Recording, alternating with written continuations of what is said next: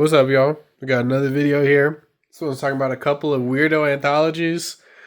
I mean that with love in my heart.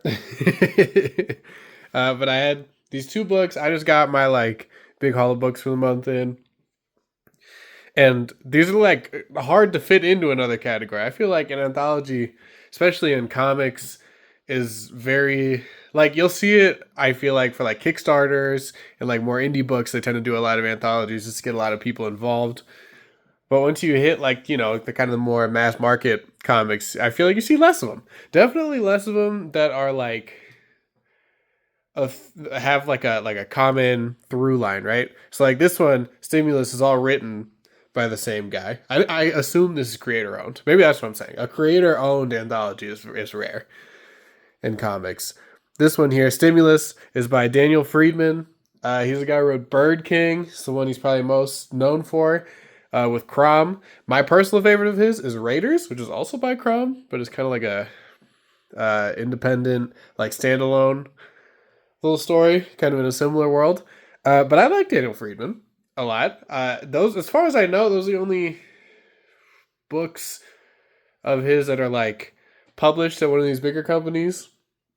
I don't know that for sure. No, he does The Witcher. That's what it is. He does The Witcher now as his main one, but those are the only ones of his that I have read. And I like both of those books.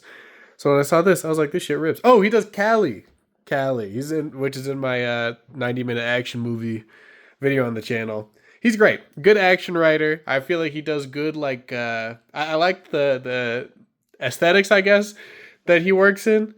I feel like it's really nice. So when I heard about this, I was like, I'm in, bro. If you got a bunch of short stories, I'll fucking read that shit. I'm in. Whatever you say. And he, in this book, works with a bunch of artists. I think the Cali guy's in there. Crom is not in here, but these artists are very good, despite me not knowing a lot of them. This book, every story starts with this. There's a little page of the script and the date where it came up with. I heard in an interview that this is years and years and years compiled into this. He's been working on this forever, just in small parts. Each story goes to different genres. You get a little bit of everything in this book.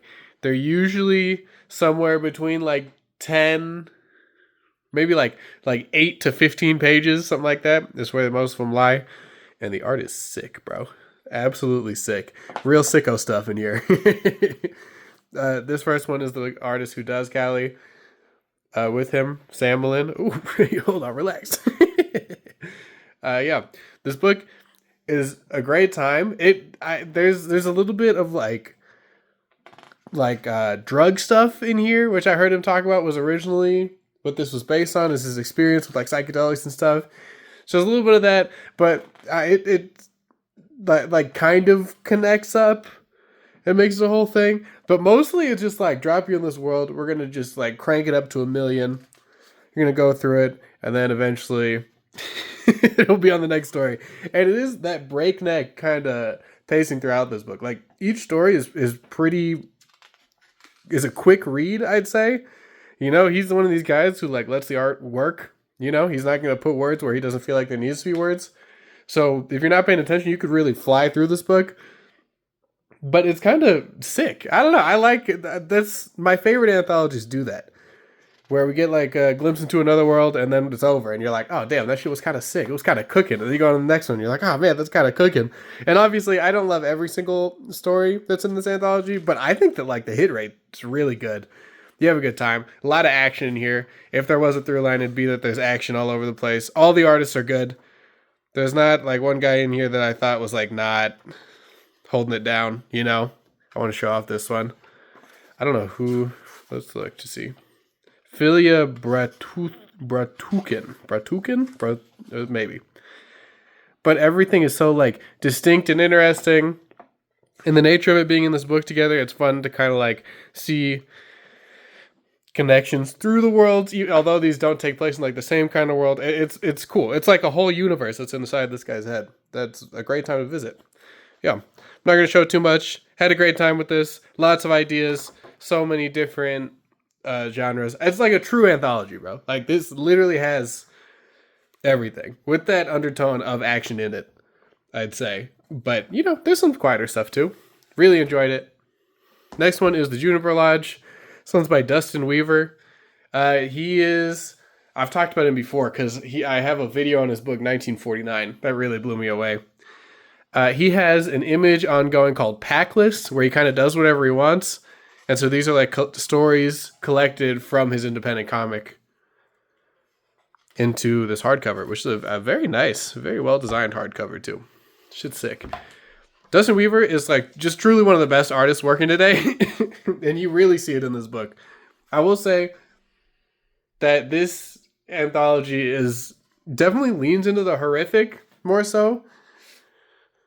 You'll get lots of different settings. You get different characters. It's a lot more introspective. It's a lot of people who are like unreliable narrators he likes to play with. He likes to play with time. He likes to play with like perception. And a lot of these people are just having absolute nightmares the whole time. Just guys going through the worst parts of their lives in this anthology.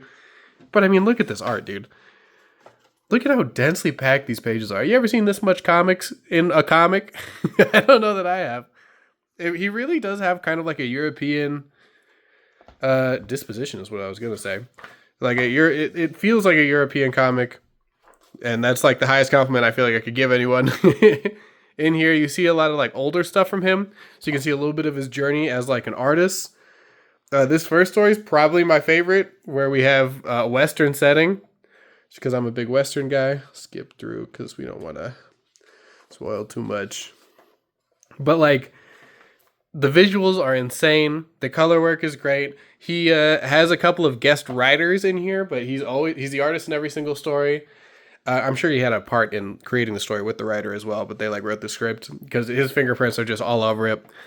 I feel like this book is such a true like example of self-expression. Like there's nothing he does love naked people.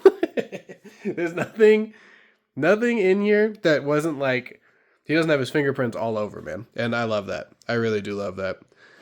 He can do all these like crazy perspective shifts. The colors are wild in between each one. Despite having that kind of like horrific undertone that goes through this book, which wasn't really present in 1949. I guess it was a little bit. I'm going to skip through this so we don't spoil anything, because these stories kind of wrap up pretty quick. It's another one where like these stories are probably a little longer than the average Stimulus story. But you know, there's less. Look at this, bro. Look at that. What are we talking about? Yeah, I did read this book and kind of like just stare in the mirror after this and be like, what the fuck was that? Excuse me. Because like I don't feel like I understood it completely. I think that this anthology gives itself to a good reread, which I don't think is done in a lot of anthologies. I feel like usually like bite-sized stories that are easy to like digest, right? And this one's kind of the opposite. It's a bunch of short stories that leaves you thinking and asking a lot of fucking questions and being confused at what's going on. And I appreciate it for that. I thought this was a great time. I mean, it's definitely worth the price of admission. We're going to look at the next story here so we don't spoil nothing. He doesn't necessarily have like twists that like can be spoiled in here, but I feel like visually it's just more fun to not know how these are resolved, if you could even call it a resolution. A lot of these. Yeah, both these books are really weird. I feel like this is a tough video to make because there's so much within each one. I think you'll probably find something you like. I would not recommend these as like first comics for people. You know what I mean? But if you're watching this channel, you probably read comics because you're a sicko that descended through all the filth and waste to find my videos. But so it's a lot. It's confusing. You're going to think about it a lot. It requires a very active participation of the reader. But I think that's a good thing, you know? I wouldn't complain about that. It's beautiful stuff. Beautiful, beautiful. I just wanted to make this video to get these recommendations out there, kind of put them on your radar. If you saw anything in this that you liked, like literally anything, I think you should give these books a shot. They're not very expensive.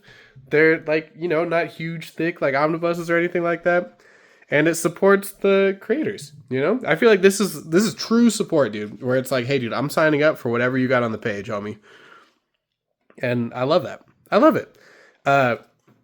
Yeah, we got the Juniper Lodge. I don't even know if I said the title. Juniper Lodge and Stimulus.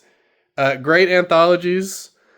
hard to recommend because I don't want to go into details like all these stories, but like these guys are good creators. You should sign up for their short story books. I just think it's worth it. I like, yeah, I just think it's worth it. That's really it. If you like art, you should get these books, and that's really it. If you've made it this far in the video, I appreciate you. If you want to leave a comment about other anthologies, always love an anthology. I've been reading the like EC Comics ones that came back, like Cruel Universe and all that. But if you got some recommendations, please leave them in the comics. I appreciate it. Best way to support me is to go to my website. It's in the description. Lior.com. It has my comic books that I make. And you know what? I'll throw this out there too. I'm on Instagram. I'm on TikTok where I just post my drawings and like my personal art. It's goldmouth_Lior. If you want to check that out. But also, you know, if you just want to watch a video and peace out, that's also good. I appreciate y'all. I'll see you in the next one.